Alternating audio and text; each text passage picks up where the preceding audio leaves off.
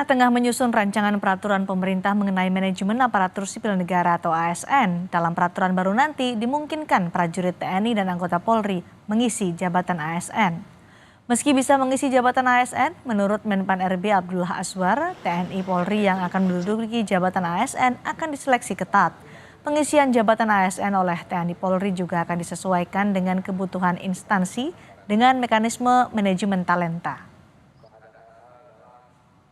Sebenarnya terkait dengan TNI Polri masih selaras dengan PP 11 2017 ya, di mana TNI ada batasan untuk menempati posisi di ASN. Begitu juga terkait dengan Polri, itu bisa ditempatkan di jabatan tertentu dan di instansi pusat tertentu. Cuman yang sekarang adalah ASN boleh menempati di posisi di TNI Polri secara resiprokal sebelum diatur sebelumnya. Nanti akan kita rinci kembali, termasuk juga beberapa usulan-usulan baru di dalam RPP yang akan kita selesaikan kira-kira. PLT Deputi Bidang SDM Aparatur Kemenpan RB Abbas Subagja menyatakan rancangan peraturan pemerintah manajemen ASN 2024 masih sama dengan peraturan pemerintah nomor 11 tahun 2017. Di peraturan ini, pasal 148 memuat ada jabatan ASN tertentu di instansi pusat yang dapat diisi oleh prajurit TNI anggota Polri. Dalam peraturan yang sama di pasal 150 dijelaskan, TNI Polri yang menduduki jabatan ASN tidak dapat beralih status menjadi pegawai negeri sipil atau PNS. Sementara di pasal 157, TNI Polri yang akan mengisi jabatan ASN harus mengundurkan diri dari instansi asal dan mengikuti seleksi kompetensi yang ditetapkan. Saudara, hari ini Komisi 2 DPR RI menggelar rapat dengar pendapat Kementerian Pan RB. Salah satu yang dibahas adalah jabatan ASN yang dapat diisi oleh TNI Polri. Terkait aturan ini, menurut anggota DPR dari fraksi PKS Mardani Alisera, reformasi sudah mengamanatkan tidak ada lagi dui fungsi TNI Polri. Meski Menteri menyatakan persyaratan akan dipersulit, Mardani menilai lebih baik tidak membuka kotak Pandora. Periode ini selalu untuk TNI Polri, karena reformasi memang sudah menggarisbawahi wajib ada kanal sendiri ya. Tidak ada lagi dui fungsi ya, tapi masing-masing fokus profesionalitas.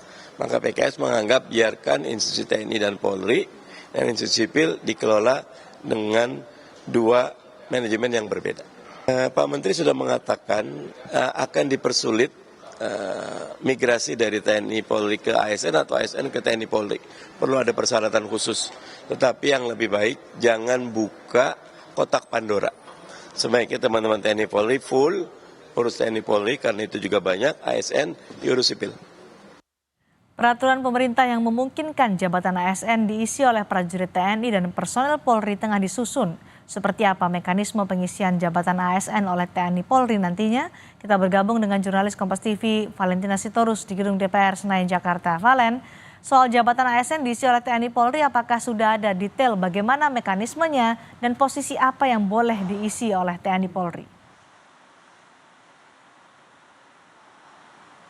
Iya, Cindy dan juga saudara, selamat malam. Jadi kalau membahas mengenai apakah sudah dibahas lebih lanjut, nah ini masih dalam proses. Untuk rapat dengar pendapat yang tadi dilakukan oleh jajaran Komisi 2 DPR RI bersama dengan Kementerian Pan RB, itu saat ini masih dalam progres pembahasan, di mana nanti dalam target penetapan dari RPP ASN ini nanti akan ditetapkan selambat-lambatnya pada tanggal 30 April 2024. Kemudian tadi hal terkait dengan pertanyaan sudah adakah posisi-posisi mana saja yang diperbolehkan untuk ditempati TNI Polri dalam lingkup ASN begitu. Ini tadi juga saya tanyakan kepada Menpan RB sendiri, memang tidak dijabarkan secara rinci, tapi disebutkan bahwa aturan-aturan ini sudah dijabarkan secara jelas di Undang-Undang TNI. Dan kalau misalnya saya mencari tahu lebih lanjut dari Undang-Undang Nomor 34 Tahun 2004 tepatnya di pasal 47 ayat 2 ini memang disebutkan bahwa prajurit aktif dapat menduduki jabatan pada kantor yang membidangi koordinator bidang politik dan keamanan negara, pertahanan negara, sekretaris militer presiden, intelijen negara, sandi negara, Lembaga Ketahanan Nasional, Dewan Pertahanan Nasional, Search and Rescue atau SAR, Narkotika Nasional, dan kemudian Mahkamah Agung. Ada 10 instansi lembaga yang boleh ditempati oleh TNI Polri dalam lingkup ASN itu sendiri. Dan ayat selanjutnya ini menyebutkan bahwa prajurit yang menduduki jabatan sebagaimana yang dimaksud pada ayat sebelumnya didasarkan atas permintaan pimpinan departemen dan lembaga pemerintah non-departemen serta tunduk pada ketentuan administrasi yang berlaku dalam lingkungan departemen dan lembaga pemerintah non-departemen yang dimaksud.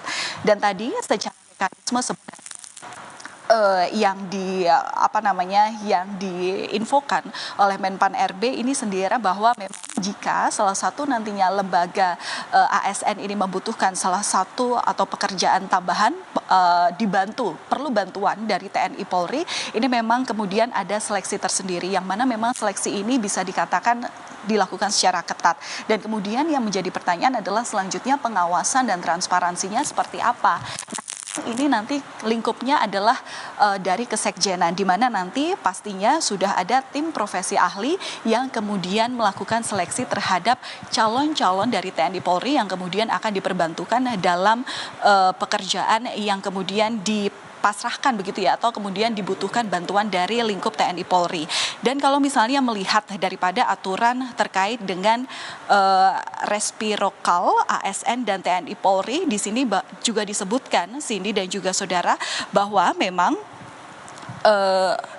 jabatan atau pengisian jabatan dari prajurit TNI dan anggota Polri ini hanya untuk jabatan ASN tertentu pada instansi pusat tertentu. Artinya hanya untuk level eselon 1 dan hanya ada di lingkup pimpinan pusat.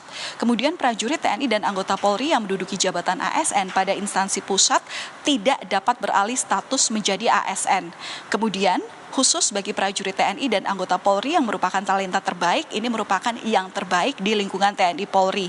Dan ada juga poin yang merinci bahwa mereka yang nantinya akan diperbantukan dalam lingkup ASN adalah harus memenuhi kualifikasi pendidikan, kompetensi, kepangkatan, pendidikan, pelatihan, rekam jejak, pengalaman jabatan yang relevan, kesehatan, integritas, dan persyaratan jabatan yang sesuai dengan jabatan yang diperlukan. Sementara begitu, Cindy, hingga saat ini prosesnya masih dalam progres pembahasan, sekali lagi di mana nanti ada proses lanjutan di mana harmonisasi, kemudian juga pengajuan hasil harmonisasi ke Presiden dan kemudian nanti akhirnya ditetapkan selambat-lambatnya pada tanggal 30 April 2024. Valentina Sitorus melaporkan langsung dari Gedung DPR RI Senayan, Jakarta.